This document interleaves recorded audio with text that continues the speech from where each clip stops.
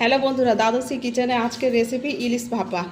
ইলিশ মাছ, পোস্ত, টক দই, লাল সর্ষে, সাদা সর্ষে, নুন, 1 চামচ হলুদ দিয়ে ভালো করে মাখিয়ে নেব। মাছগুলোকে এভাবে লবণ হলুদ দিয়ে মাখিয়ে নিতে হবে। এই পাত্রে ভাপার মশলাটা রেডি করে নেব। লাল সাদা সর্ষে বাটা, পোস্ত বাটা,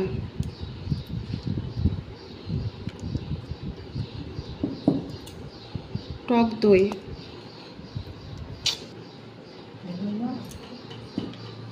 লঙ্কা বাটা দিয়ে দেব,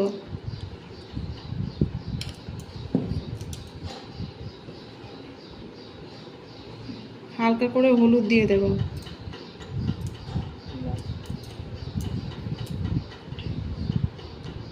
স্বাদ মতো লবণ দিয়ে দেব।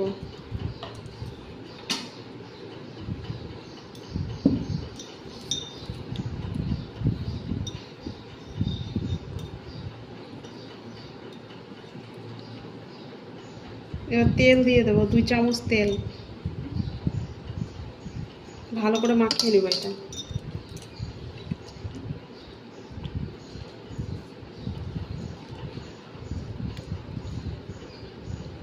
এক পিস করে মাছ মশলা দিয়ে মাখিয়ে ভালো করে টিফিন বক্সে দিয়ে দেবো এক এক করে।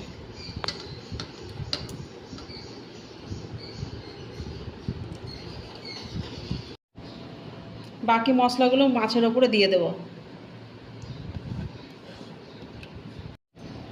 অল্প করে সর্ষের তেল আর কাঁচা লঙ্কা দিয়ে দেবো। এবার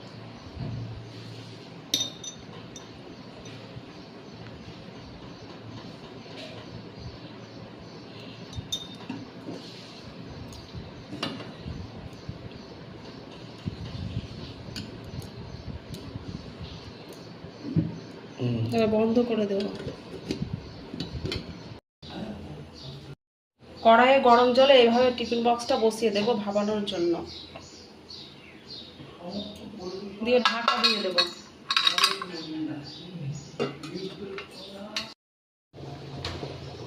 ইলিশ ভাপাটা রেডি প্রায়। এবার আমরা নামিয়ে নেব। জল থেকে নামিয়ে নিয়েছি, এবার আমাদের ভাপা প্রায় রেডি।